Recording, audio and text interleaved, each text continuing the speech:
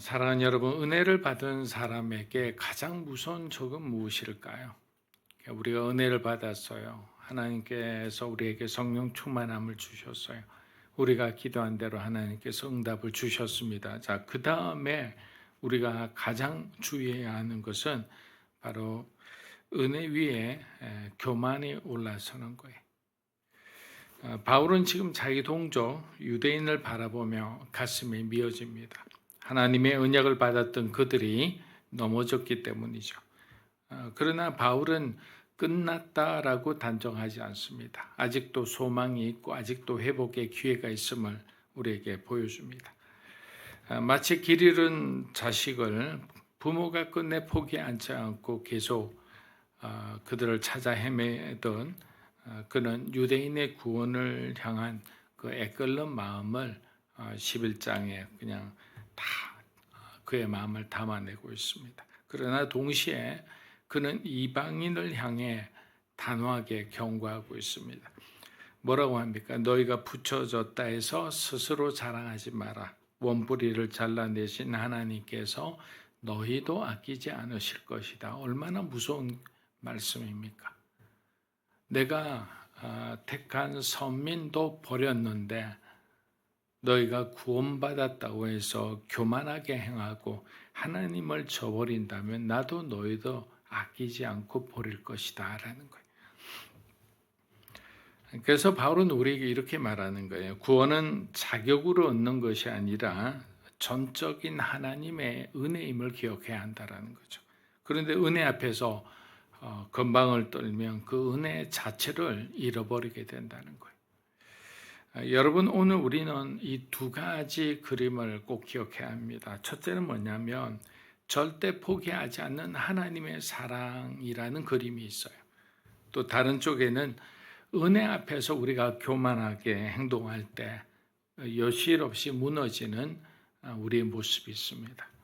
그래서 신앙생활은 바로 이 두 그림, 이 두 긴장 사이를 우리가 잘 이렇게 행동하는 데 있는 거예요. 그래서 오늘 우리도 다르지 않습니다. 우리는 은혜로 구원받았는데 다 그렇게 이야기합니다. 그런데 시간이 지나면 어떻게 됩니까? 은혜가 마치 낡은 옷처럼 느껴집니다. 여러분, 집에서 낡은 옷을 누가 입습니까? 항상 우리는 새로운 옷을 사서 입죠. 오래된 옷을 좋아하는 사람은 그다지 없습니다. 그리고 이 말은 뭐냐면 은혜가 더 이상 은혜로 느껴지지 않는 거예요. 예전에는 너무나 하나님 감사합니다 하면서 눈물을 흘리며 기도했던 그 일들이, 그 기적 같은 그런 순간들이 이제는 더 이상 내게 감동이 안 되는 시간이 오는 거예요.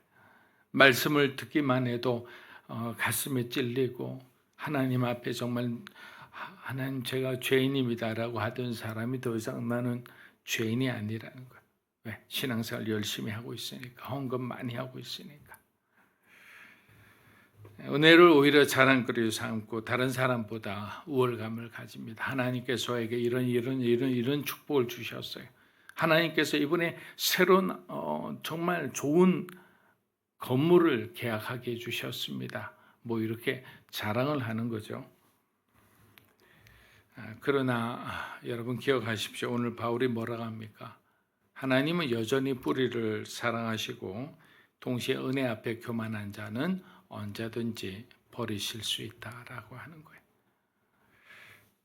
로마서 우리 11장 11절에서 12절 한번 읽어보겠습니다. 그러면 내가 묻겠습니다. 그들이 완전히 쓰러져 내버려야 할 정도 결코 그럴 수 없습니다. 도리어 그들의 넘어짐으로 구원이 이방 사람에게 이르러 이스라엘이 시기하게 하려는 것입니다. 그들의 넘어짐이 세상의 부유함이 되고 그들의 실패가 그들의 충만함은 얼마나 더 큰 부유함을 가져오겠습니까? 제가 고등학교 때부터인가 그 이스라엘 선교하는 쪽이랑 많이 관련이 되었어요. 우연히 다 참가하면 이스라엘 위해서 기도하는 사람들의 모임에 우연히 들어가게 되고 또 이스라엘 선교를 하는 또 목사님들하고 만나기도 하고 또 온누리교회 갔더니 또 이스라엘의 메시아닉 주이시라고 예수 그리스도를 믿는 그 유대인들, 그분들이 이제 티칭하는 거죠. 그 중에서 한 분, 인터레이트 목사님이라는 분한테 제가 또 기도를 받으면서 처음으로 성령 체험을 하고, 그리고 미국에 유학 갔는데 그쪽에 또 이스라엘 기도 모임하고 또 연결되고, 그래서 제가 이제 이런 생각을 하게 됐죠. 내가 이스라엘을 위해서 기도를 하라는 하나님의 사명인가 보다, 이런 생각을 했어요. 근데 이 글을 준비하면서 오랜만에 그 생각이 떠올랐습니다. 바울이 이렇게 묻고 있죠. 이스라엘이 넘어진 것이냐, 끝이냐, 다시 일어날 수 없는 것이냐라는 거죠. 근데 뭐라 합니까? 절대 그렇지 않다라는 거예요. 이스라엘의 넘어짐은 끝이 아니라, 자, 여기서 주장하는 건 뭐냐면, 이스라엘이 넘어짐으로 이방인들에게 기회가 왔고, 이방인들의 이 부흥은 결국에는 이스라엘로 하여금 시기 나게 한다라는 거죠. 이것은 뭐냐면, 우리가 선민인데 왜 너희가 더 큰 축복을 받느냐라 해서 여기서 시기 난다는 건 결국에는 자기를 돌아보게 한다라는 거거든요. 자, 이것은 이제 여러 가지 신학적으로 이견이 있지만, 마지막에 많은 수의 유대인들이 구원을 받을 것이다 라고 주장하는 사람들이 있어요.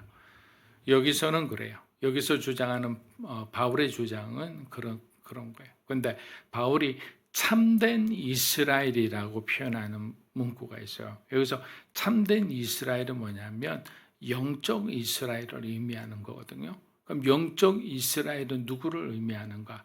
바로 교회를 의미하는 거예요. 마지막 날 참된 이 이스라엘이 회복될 것이라는 것은 하나님께서 신약 시대에 교회를 통해서 많은 영혼을 추수하고 구원하게 될 것이라는 말이에요. 그래서 이 11장은 바울이 그 유대인을 중심으로 썼다는 것을 여러분들이 이해하고 들으시면 좋을 것 같습니다.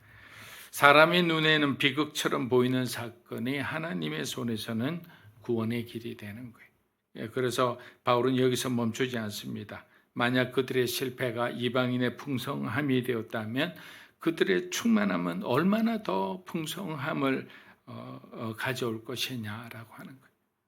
여러분, 바울은 이미 더 큰 그림을 보고 있는 거예요. 이방인의 구원은 끝이 아니다. 이스라엘의 회복의 불씨가 될 것이고 온 세상에 더 큰 부요함이 터져 나올 하나님의 비전이다. 결국 하나님은 자기가 선택한 선민을 끝까지 버리신 것이 아니라 마지막 심판의 그 시간에 하나님께서는 미래적 어떤 구원의 대상으로 남겨두셨다. 이렇게 해석을 하는 겁니다. 그래서 하나님의 길은 우리가 생각하는 직선이 아니다. 우리는 직선으로 앞만 보고 걸어가는 걸 좋아하죠. 근데 하나님께서는 우리가 걸어갈 때 갑자기 우리의 길을 꺾으시고 내리막길을 걷게 하게 하시고 또 힘든 오르막길을 걷게 하시고 이렇게 가다가 또 직선으로 가다 이러잖아요. 하나님의 어떤 세계관을 생각할 때는 직선이 절대로 아니라요. 그래서 우리가 자녀들에게 네가 1등이 되라는 건 직선적인 세계관이에요. 네가 정말 하나님의 사람으로 정직하고 사람에게 동정심을 품으며 바르게 살아야 된다라는 게 이게 사실은 이게 성경적인 세계관인 거예요. 근데 우리 세상에는 우리는 너무도 직선적인 이 세상의 가치관과 세계관에 익숙해 있는 거예요. 왜? 그렇게 많이 배워왔기 때문에. 그래서 인간관계도 직선적으로 하는 거예요.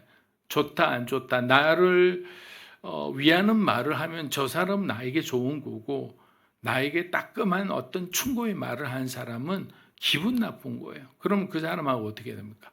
관계가 서먹해지더니 나중에 멀어지고 서로 뒤에서 막 험담하는 그런 관계가 되는 거예요. 이게 왜 그런가? 이 직선적 세계관에 익숙하기 때문에.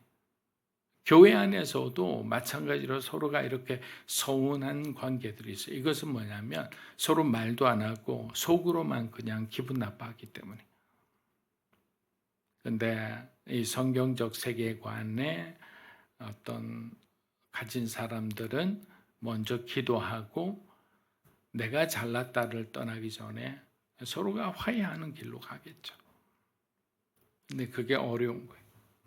그래서 은혜 앞에 교만해서는 안 된다. 내가 받은 은혜가 지금 은혜가 최종적인 것으로 착각하지 말라니까. 하나님은 더 큰 은혜를 준비하고 있는데 왜 너는 이만한 은혜에 만족하며 이것을 자랑하고 또 이것 때문에 교만해져 있는가? 하나님은 더 큰 은혜를 여러분을 향해 가지고 준비하고 계시다는 거예요. 로마서 11장 17에서 18절 우리 한번 읽어보겠습니다. 세상이 화목이 됐다면 하나님께서 죄송합니다. 한번 읽어보세요. 15절 죄송합니다. 15절 16절입니다. 하나님께서 그들을 버리신 것이 세상의 화목이 됐다면 하나님께서 그들을 받아들인 것은 죽은 사람 가운데 살아나는 것. 첫 열매로 바치는 반죽 덩어리가 거룩하면 반죽 덩어리 전체도 걸어가고 뿌리가. 네, 자 보면 바울은 또 한 번 강력한 그림을 제시합니다. 이스라엘의 버리심이 세상에 화목을 가져왔다면 그들의 받아들여짐은 무엇이겠는가? 우리가 앞서 말씀드렸죠. 이건 죽은 자가 다시 살아나는 부활의 사건과도 같다.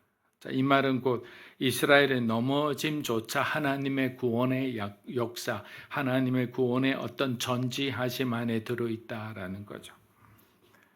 그들의 거부가 이방 세계에 복음을 전하는 길이 되었다면 나중에는 그들은 결국 세상과 이방인들과 화목하게 될 것이다. 여러분 우리가 천국에 갔을 때 유대인들이 단 한 명도 없다는 거 여러분 믿겨지십니까? 아니잖아요. 아브라함의 후손이고 다윗의 후손인 그 사람들이 다 그냥 교만하도 하나님께서 내어치겠습니까? 그렇지 않죠.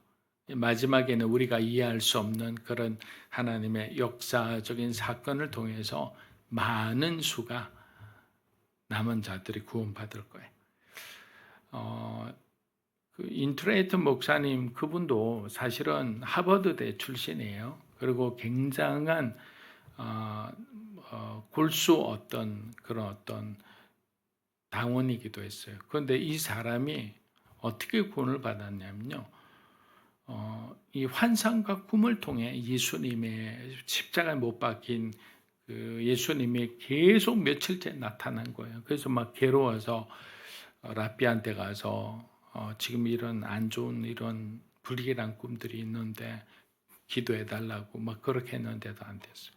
그러다가 한 달인가 이후에 또 예수님이 나타나서 나는 네가 죽인 예수라고 딱 말씀하시는 그 음성을 듣고 그 자리에서 그냥 회개했다는 거. 근데 지금 많은 수의 유대인들의 구원 방식을 보면 대부분 초자연적인 이런 환상이나 꿈을 통해서요. 왜? 웬만하면 믿지 않으니까. 대부분이 그래요.